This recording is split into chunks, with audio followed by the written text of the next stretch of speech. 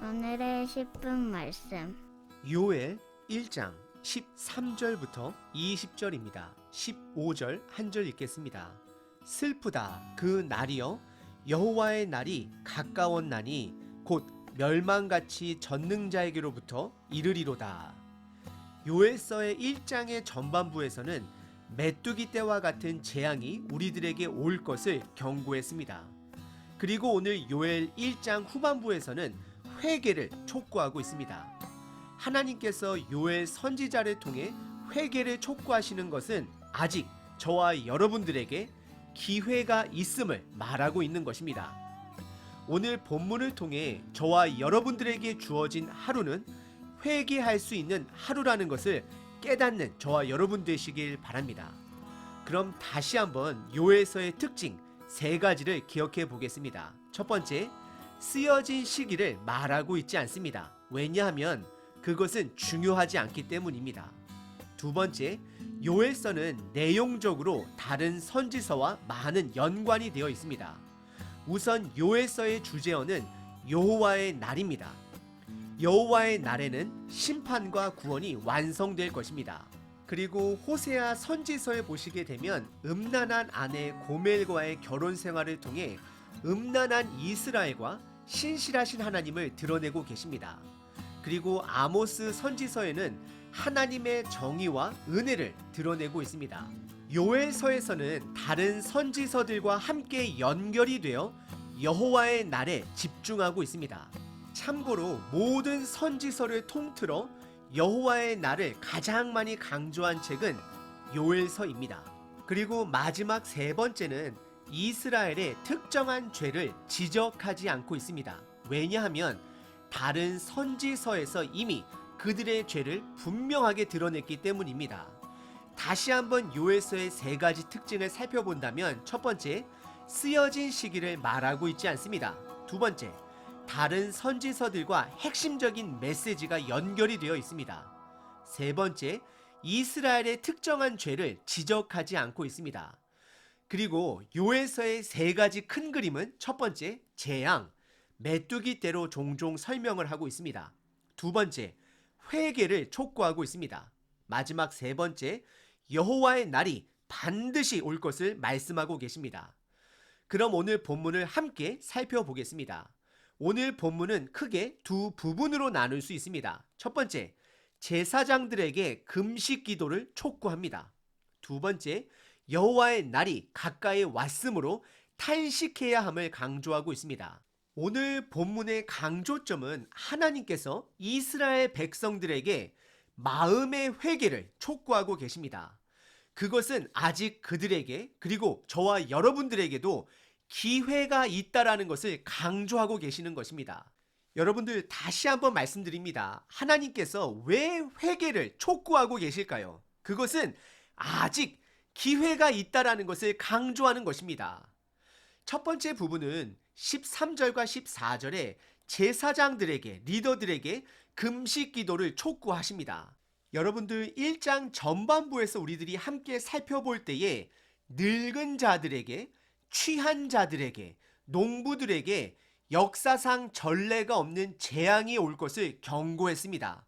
그리고 이어서 13절에 성전에서 섬기는 모든 제사장들에게, 레위인들에게 슬피 애도해야 함을 촉구하고 계십니다. 왜냐하면 더 이상 성전에 소제와 전제를 가지고 올 사람, 즉 예배를 드리러 올 사람이 없기 때문이다 말하고 있습니다. 이것은 심한 기근으로 인해 그들에게 하나님 성전에 하나님께 바칠 제물이 없다라는 것을 말씀하고 있는 것입니다. 13절입니다. 제사장들아, 너희는 굵은 배로 동이고 슬피 울지어다. 제단에 수종드는 자들아, 너희는 울지어다. 내 하나님께 수종드는 자들아, 너희는 와서 굵은 베옷을 입고 밤이 새도록 누울지어다. 이는 소제와 전제를 너희 하나님의 성전에 드리지 못함이로다 라고 말씀하고 있습니다. 그리고 14절에서는 하나님께서 제사장들에게 3가지 명령을 하십니다. 첫 번째, 금식일을 정하도록 하십니다. 두 번째, 성회를 소집하여 하나님의 날을 소집하여 이스라엘 모든 백성들을 여호와의 성전에 모이게 합니다. 그리고 세 번째가 여호와께 부르짖게 하는 것입니다. 바로 회개케 하는 것입니다. 14절입니다. 너희는 금식일을 정하고 성회를 소집하여 장로들과 이 땅의 모든 주민들을 너희 하나님 여호와의 성전으로 모으고 여호와께 부르짖을지어다 라고 말씀하고 있습니다. 오늘 본문의 첫 번째 부분은 제사장들에게 이스라엘 온 민족들에게 애도하며 슬퍼하며 금식 기도를 해야 함을 촉구하고 있습니다. 그리고 오늘 본문의 두 번째 부분은 15절서부터 20절까지 여호와의 날이 가까이 왔으므로 탄식해야 함을 강조하십니다. 요엘서에서 1장 15절에 처음으로 여호와의 날이라는 말을 사용하고 있습니다. 저와 여러분들이 먼저 여호와의 날의 큰 그림을 이해하셔야 합니다. 구약 성경은 이 땅에 보내주실 구세주의 약속의 이야기입니다. 그래서 구약 성경 시대 모든 사람들은 이 땅에 구세주가 와야 하는 것, 오신다라는 것은 알고 있었지만 두 번 오셔야 한다는 것을 아는 자들은 없었습니다. 예수님은 이 땅에 오셔서 하나님의 나라를 이미 시작하셨습니다. 그리고 그분의 두 번째 오심을 통하여 하나님의 나라가 완성될 것입니다. 결국 하나님 아버지께서는 예수님을 두 번 보내주실 계획을 미리부터 갖고 계셨습니다. 그래서 지금 이 시대, 예수님의 오심과 두 번째 오심 사이에 있는 이 시대를 마지막 시대로 보고 있는 것입니다. 하지만 구약시대 사람들은 구세주가 두 번 오셔야 하는 것을 몰랐을 것입니다. 그래서 여호와의 날 또한 하루로 이해했을 수도 있을 것입니다. 하지만 여호와의 날은 예수님께서 이 땅에 오심으로 이미 시작되었습니다. 다시 한번 말씀드립니다. 여호와의 날은 예수님께서 이 땅에 오심으로, 죽으심으로, 다시 부활하심으로 이미 시작되었다라는 것입니다. 여호와의 날의 완성 또한 예수님의 두 번째 오심으로, 즉 재림을 통해 그 여호와의 날이 완성될 것입니다. 그 사이에 일어나는 재앙들이 바로 메뚜기 때의 재앙으로 표현된 다양한 고난들이 있을 것이다라고 요엘서는 말하고 있는 것입니다. 15절에 갑자기 1인칭 시점으로 요엘서가 바뀌게 됩니다. 슬프다 그날이여 여호와의 날이 가까웠나니 곧 멸망같이 전능자에게로부터 이르리로다 라고 말씀하고 있습니다. 그리고 16절에 여호와의 날에 두 가지가 끊어질 것을 말씀하고 있습니다. 첫 번째, 음식이 끊어지게 될 것이고 두 번째는 기쁨이 사라지게 될 것이다 라고 말씀하고 있습니다. 그 이유는 17절에 혹독한 기근으로 식량이 고갈되어 사람들이 굶주릴 것이고 18절에서는 동물들 또한 굶주리게 될 것을 말씀하고 있습니다. 그리고 19절에서는 한 재난이 있을 것인데 그것을 불로 표현하며 목장의 풀들과 모든 나무들을 다 불사를 것이다 말씀하고 있습니다. 그래서 20절에 보시면 조금만 먹어도 생존하는 들짐승들까지 살기 위해 헐떡인다라고 성경은 표현하며 시내와 풀들이 다 사라지게 될 것을 말씀하고 있습니다.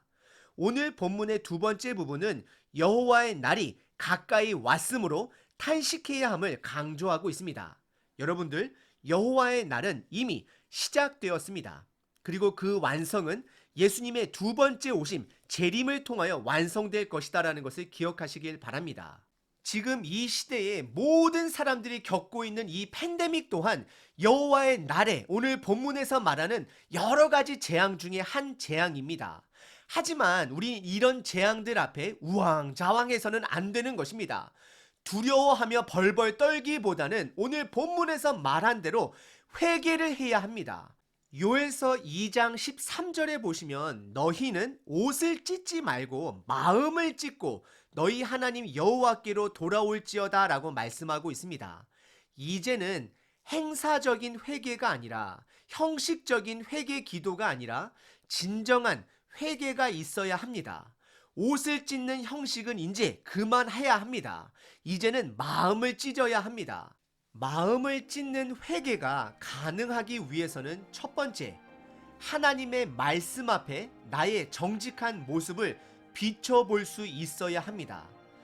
개인의 죄를 보지 못하는 자는 결국 바리새인이 됩니다.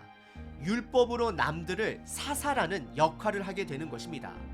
그리고 개인의 죄를 볼 수 있는 자들은 용기를 내어 두 번째, 내 가족의 죄를 볼 수 있어야 합니다. 우리는 가족에서 많은 시간을 보냅니다. 가족의 죄를 보지 못하는 사람은 공동체의 죄 또한 볼 수 없게 됩니다. 가족의 죄를 볼 수 있는 가족들이 모여 드디어 교회 공동체의 죄를 함께 보고 그 지역의 죄를 보고 함께 마음을 찢는 참된 금식이 가능하게 되는 것입니다. 지금 저와 여러분들이 사는 이 시대는 여호와의 날의 시대입니다. 그 시대에 오늘 본문은 마음을 찢는 회개를 말씀하고 계십니다. 결국 회개를 강조하시는 하나님의 마음은 아직 늦지 않았다라는 것을 말씀하고 계시는 것입니다. 기회가 있다라는 것입니다. 저와 여러분들에게 주어진 오늘 하루는 회개할 수 있기 위해 주어진 하루라는 것을 기억하시길 바랍니다. 오늘 하루 나에게 주어진 기회를 붙들고 하나님께 한 발자국 더 가까이 가시는 하루 되시길 바랍니다.